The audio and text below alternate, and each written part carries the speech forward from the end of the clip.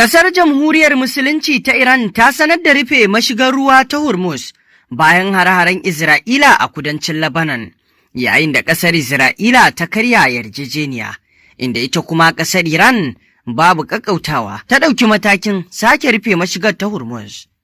Masu saurare ku biyo mu a halin yanzu domin jin rahotannin labaran da muke tafa da su kan waɗannan abubuwa da suke faruwa. Hedikwatar rundunar sojin ƙasar Iran ta tsakiya ta sanar da cewa ta rufe mashigar ruwa ta Hormuz, tana mai cewa matakin ya zo ne bayan hararen Isra'ila da ta kai a kudancin Lebanon, wanda Tehran ta bayyana a matsayin karya yarjejeniyar fahimtar juna da aka cimma tsakanin Iran da Amurka.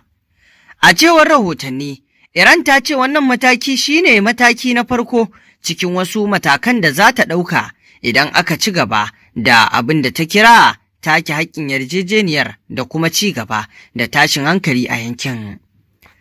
Sai dai jami'an sojin Amurka sun musanta cewa an samu cikakken dakatar da zirga-zirgar jiragen ruwa a mashigar, inda suka ce har yanzu ana ci gaba da ganin wasu jiragen kasuwanci na wucewa ta yankin.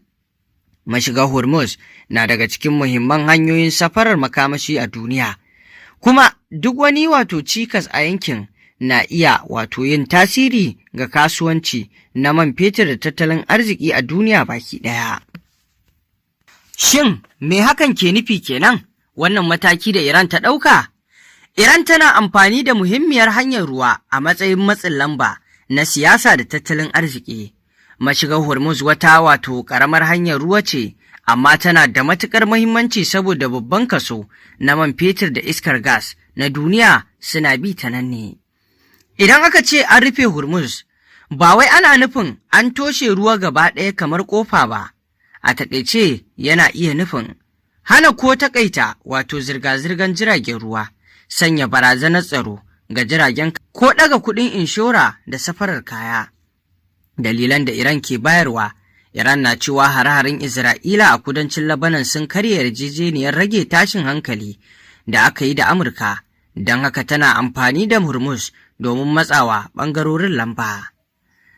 Tasirin da hakan zai yi idan ya ɗore, farashin mai zai iya tashi a duniya, farashin sufuri da kayayyaki zai iya ƙaruwa, kasuwannin duniya su shiga rashin tabbas, rikicin gabas ta tsakiya ya ƙara tsananta. Sai dai akwai rikici a bayanan da ake samu. Iran ta ce ta rufe mashigar, amma wasu jami'an Amurka sun ce har yanzu ana ganin jiragen kasuwanci suna wucewa, saboda haka har yanzu ana sa ido a ga yadda lamarin zai tabbata a aikace.